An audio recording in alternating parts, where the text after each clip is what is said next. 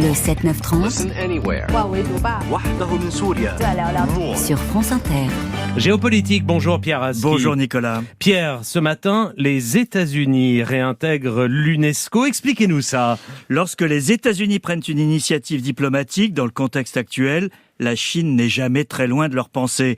C'est largement le cas concernant la décision de Washington annoncée hier de réintégrer l'UNESCO après des années d'absence. Décision d'autant plus spectaculaire qu'ils s'engagent même à payer leurs arriérés de cotisation des centaines de millions de dollars, hautement inhabituels. Pékin ne s'y est pas trompé, qui a tiré à boulet rouge sur la décision américaine. L'UNESCO doit être vigilante car les États-Unis reviennent pour l'utiliser contre la Chine, écrit le quotidien du Parti communiste chinois Global Times. De quoi s'agit-il précisément ? Les États-Unis se sont retirés en 2 temps de l'organisation de l'ONU chargée de l'éducation, de la science et de la culture, dont le siège est à Paris.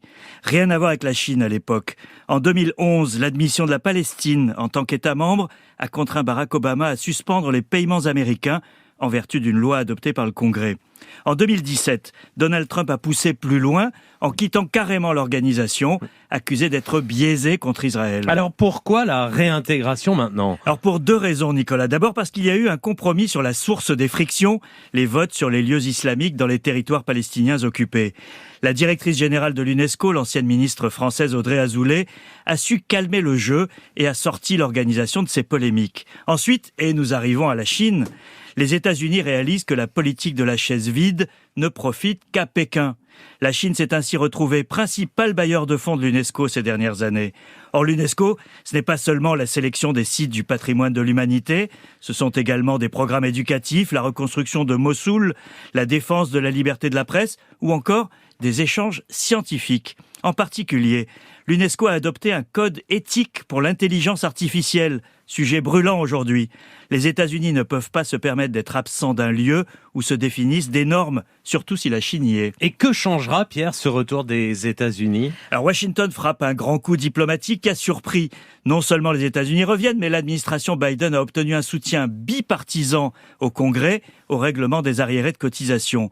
Ça permet aux États-Unis de montrer aux pays du Sud, qui sont particulièrement attachés à l'UNESCO, qu'ils sont attentifs à leur position. La guerre d'Ukraine est passée par là.